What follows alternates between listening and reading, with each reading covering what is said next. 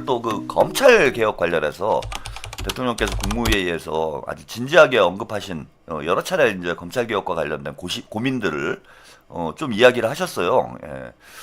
이게 사실 좀 저는 이제 예견됐던 일이었고 그 이른바 뭐 강경파라고 하는 문조털레유가 검찰 개혁을 밑도 끝도 없이 막 뒤흔들어 나가지고 예컨대 중수청을 이제 애초에는 이원화하기로 한 거잖아요. 그래서 그 검사들을 사법 그 수사관 뭐 이런 이제 명칭으로 중수청으로 좀 유도를 하는 이런 방향으로 만들었다가 결국은 뭐 그게 검찰을 다시 부활시킬 수 있는 뭐 그런 뒷문을 열어두는 거다 이런 이제 터무니없는 선동을 해가지고 결국은 뭐 시끄러우니까 어쩔 수 없이 이게 이제 수용이 돼서 결국은 일원화를 하는 방향으로 이렇게 결론이 났어요. 그리고 뭐 몇 가지 이제 더 수정된 부분들이 있는데 이게 결국은 검사들을 완전히 망신주기 뭐 이런 식으로 검찰 개혁을 밀어붙이다가 이게 이제 현실적으로 여러 가지 문제들을 벌써부터 양산을 하고 있습니다. 그와 관련된 이제 대통령님 언급이 있었는데 국무회의 영상 잠깐 보시고 검찰 개혁 관련해서 좀 이야기 더 나눠보겠습니다. 복만삼님 전한길이 고소당해서 가평경찰서에 조사받으러 갈 때 인터뷰에 기름외교 하게 만들려고 했다. 이럴 듯. 그럴 수도 있겠네요. 남북관계를 지가 뚫어보려고 그런 거야? 국민 실생활과 직결된 우리가 지금 이게 수사 기소 분리를 하면서 일단 검찰청의 수사 권한을 중수청으로 다 옮기고 그중에서도 일부는 또 경찰의 전속 권한이 되거나 아니면 뭐 공수처 권한으로 복잡하게 돼 있잖아요. 그래서 이거를 나중에 그 법조문들이 서로 충돌하거나 누락되거나 이런 상황이 발생할 가능성이 매우 높아서 다시 한번 들여다보도록 하겠습니다. 이 법제처가 어쨌든 이거하고 직접 관계된 건 아닌데 일단은 이번 그 수사 기소 분리 입법이 이제 형사소송법도 바꿔야 되고 뭐 필요하면 형법도 바꿔야 되고 막 복잡하게 될 텐데 그 사이에 누락되거나 충돌하거나 이럴 가능성이 상당히 많아요. 일단 이거는 누가 지금 총괄 관리를 합니까?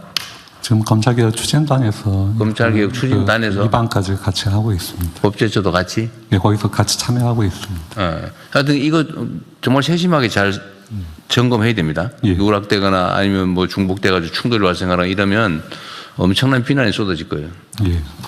일단은 저 경찰청장님 지금 특검이 계속되고 있어서 거기에 이제 검사들의 수사 인력을 자꾸 차출하다 보니까 이 문제도 생기고 그러다 보니까 어떤 얘기가 있냐면 그 경찰이 감당을 못하니까 자꾸 검사들이 수사하는 거 아니냐 이런 얘기도 나오잖아, 그죠? 근데 실제로 좀 경찰의 수사 역량은 좀 어때요? 뭐 특검이나 이런 데 경찰들이 좀 많이 하면 되지 않나요? 예, 경찰이 할 수 있다고 저는 생각을 합니다.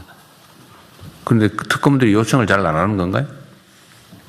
지금 저희 경찰에서는 이제 특검 그리고 자체 그 특별수사본부 뭐 이렇게 해서 한 500명 정도가 그 지금 투입돼서 활동을 하고 있습니다. 12개 지금 특검 그다음에 합동수사본부 예, 그런 형식으로 검경 합동 이렇게 해서 경찰에서는 한 500명 정도가 그래요? 예. 그것도 핵심 수사 인력들이 다 나가고 예, 잘하는 사람들이 나가 있습니다. 그리고 앞으로 이제 마약이라든지 아니면 뭐 국제범죄 또는 뭐 예를 들면 금융범죄 이런 복잡하고 어려운 사건들은 합동수사 형태로라도 계속 해야 될 텐데 이 법무부는 이런 고민은 좀 하고 있어요? 이제 저희들 뭐 준비는 많이 하고 있습니다. 네.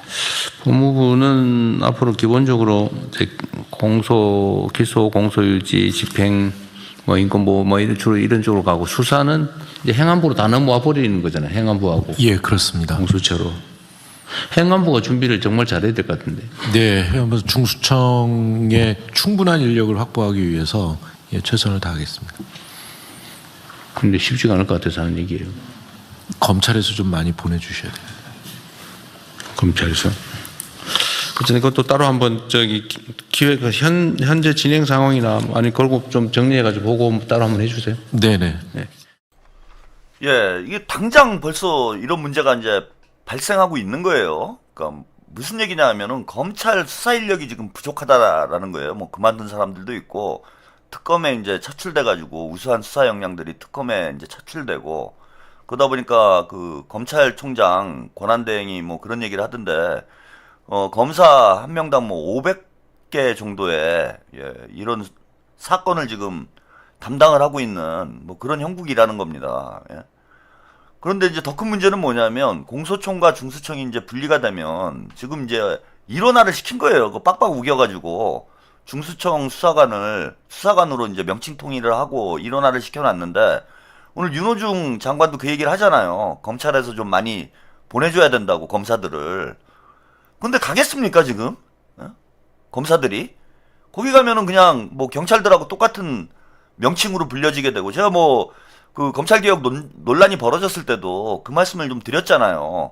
아니 내가 검사가 되기 위해서 열심히 공부해가지고 사법고시 패스해서 검사 됐는데 갑자기 중수청으로 가가지고 수사관이라고 이야기를 하면은 그게 어쨌건 사회적인 어떤 평판도 그 검사들한테는 중요한 문제가 될 텐데 가겠냐고. 검사라고 불리다가 갑자기 수사관이 돼버리면 그럼 경찰도 수사관, 검사도 수사관 뭐 이런 상황이 되는데 그 가겠냐고요.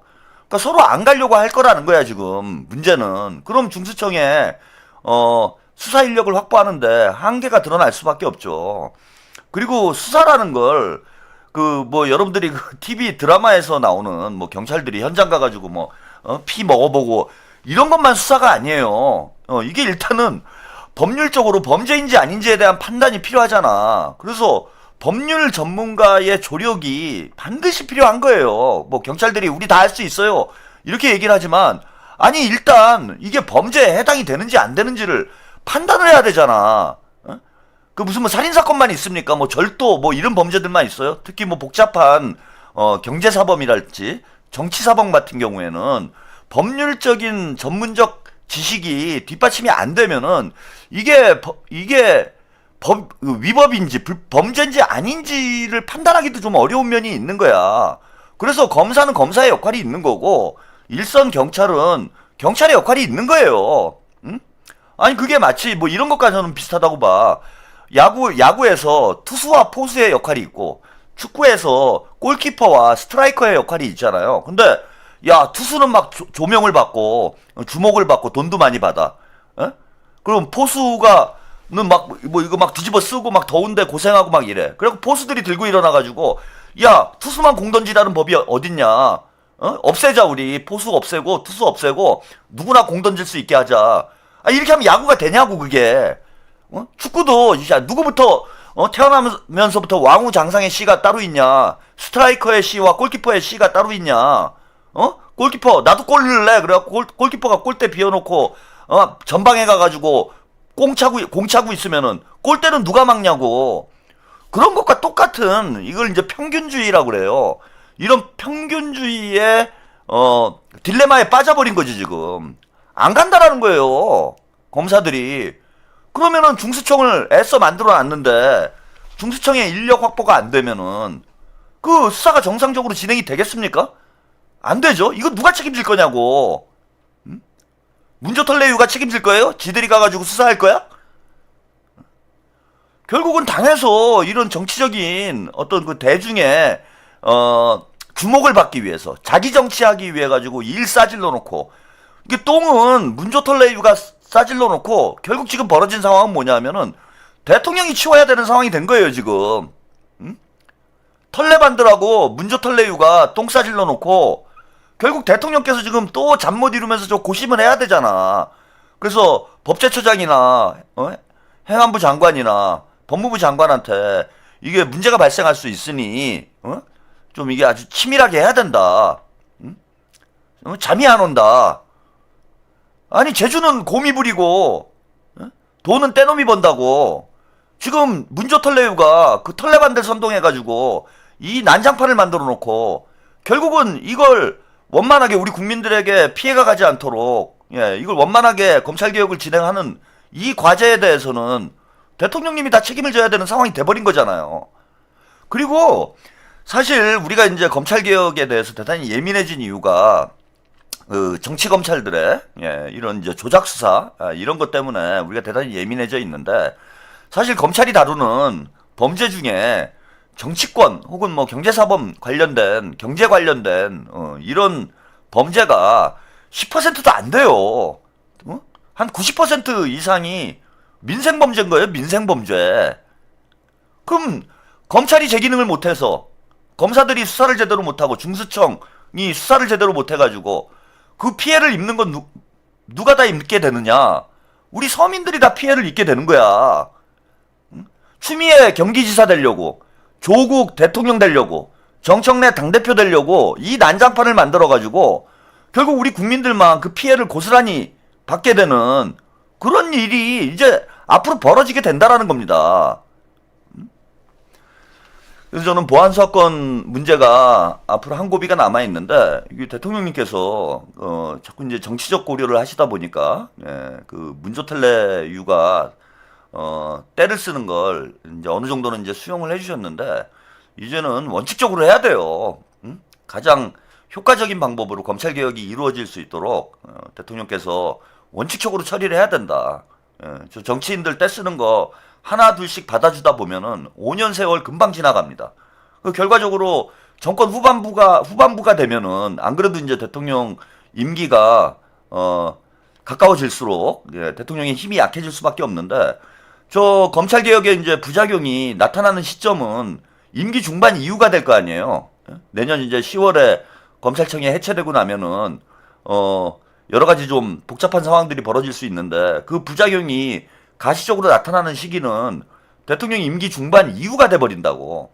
그렇게 되면은 대통령 지지율에도 영향을 줄 수밖에 없고 또 그때가 되면은 대통령님 비난하는 그런 목소리가 당연히 커지게 돼요. 지금까지 모든 정부가 그래왔잖아. 근데 이 검찰 개혁이 이제 보수 세력, 조중동이 보수 언론에 어떤 또 먹잇감을 던져주는 그런 결과로 저는 이어지지 않을지 상당히 우려가 되고 그 책임은 결국은 대통령님이 지기 때문에 아무리 뭐 시끄럽게 한다고 그래도 그리고 대부분의 우리 민주당 당원들 대부분의 이재명 대통령님 지지자들은 대통령님을 믿고 있어요. 그 아무리 뭐 문조털레유가 떠들어도 거기에 현혹돼서 시끄럽게 만드는 그런 사람들이 저는 뭐 뉴스공장 동접자 뭐 그 정도밖에 안 된다고 생각을 해. 그래서 자신감 있게 대통령의 뜻대로 이후 검찰 개혁 과정은 좀 책임감 있게 책임성 있게 밀고 나가셨으면 한다. 이런 부탁 말씀 드리고 싶습니다.